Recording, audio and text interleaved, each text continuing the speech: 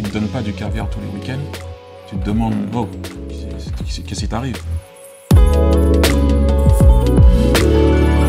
Aujourd'hui, on a la chance dans notre championnat d'avoir de jeunes talents, de jeunes phénomènes.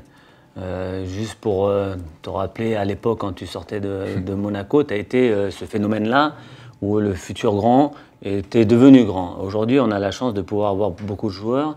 Et comment tu sens cette appréhension et la pression qui était à ton époque à celle d'aujourd'hui? Est-ce que tu vois une différence ou est-ce que tu penses que c'est la même, sauf qu'eux, ils ont plus de talent ou ils travaillent moins ou comment tu vois les choses? Écoute, tu n'as pas voulu te mettre dedans, mais c'est pareil pour toi. Ce que tu faisais à Lyon quand tu étais jeune et ce que tu as fait après, partir au Barça et gagner, éprouver, aller en équipe de France, c'est pareil.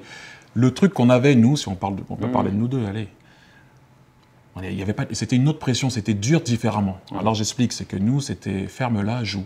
T'as pas mal, tu n'iras jamais voir ton coach pour lui demander ça va pas. Si tu fais cette erreur, tu te retrouves en National 2, direct, on a pris tes affaires, on les a envoyées en National 2, et tu te tapes des heures de bus de 10 heures et tout ce qui s'ensuit.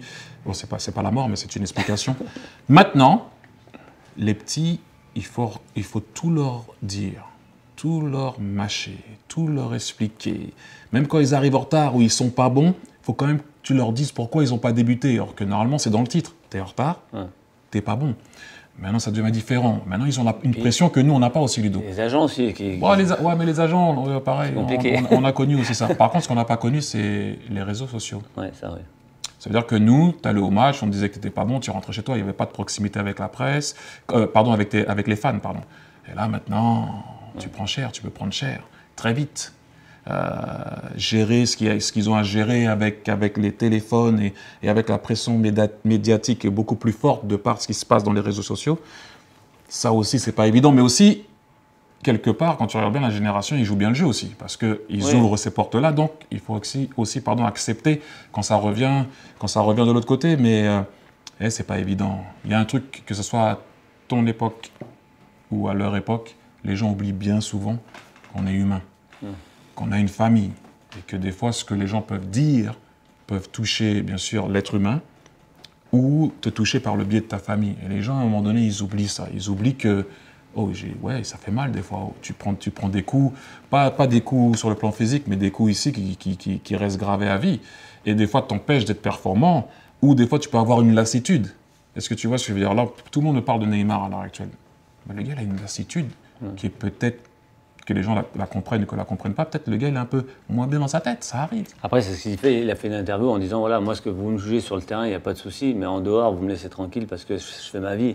Et il a besoin aussi de décompresser, faire des choses qu'il fassent plaisir, qu'il lui fassent plaisir. Et c'est dur aux gens, aux supporters de comprendre ça. C'est que nous aussi, on a une vie et des fois, on a besoin de décompresser. Ouais, c'est beaucoup plus facile, entre guillemets, pour nous de comprendre, parce qu'on l'a vécu. Mais à un moment donné, quand tu idolâtres quelqu'un, il ne te donne pas du caviar tous les week-ends, tu te demandes, oh, qu'est-ce qui t'arrive? Or que normalement, le mec, il a un coup de mou, il a tapé un mur, ça arrive émoussé sur le plan mental ou physique. Ça ne veut pas dire que le mec, il est plus bon, mais il a peut-être besoin de souffler. Mais est-ce qu'il peut souffler? C'est pas évident. C'est pas évident aussi. Donc, c'est ce côté humain de temps en temps. Quand tu idolâtres quelqu'un ou quand tu le vois comme quelqu'un qui n'a pas de problème, ou qui a, tu sais quoi, lui, à mon avis, tous les jours, il sera avec un sourire parce que moi, si j'avais son salaire ou moi, si j'avais sa qualité, j'aurais aucun problème dans ma vie. Non, il n'y a pas que ça. C'est clair. Aujourd'hui, on a la chance d'avoir Kylian ici, dans notre championnat.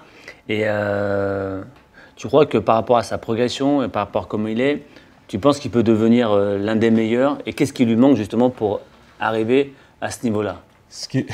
À ce niveau-là, il est déjà voilà, c'est ce que je voulais dire. On est en train de parler de Kylian Mbappé quand même. Donc à un moment donné, le problème c'est que quand tu es fort comme Kylian, on regarde toujours ce que tu fais pas ou ce que tu n'as pas encore fait. Et bien souvent, on oublie ce qu'il a fait ou ce qu'il est en train de faire. Bon, au lieu de se concentrer sur ce qu'il est en train de faire, tout le monde en début de saison disait « il a toujours pas signé son contrat ».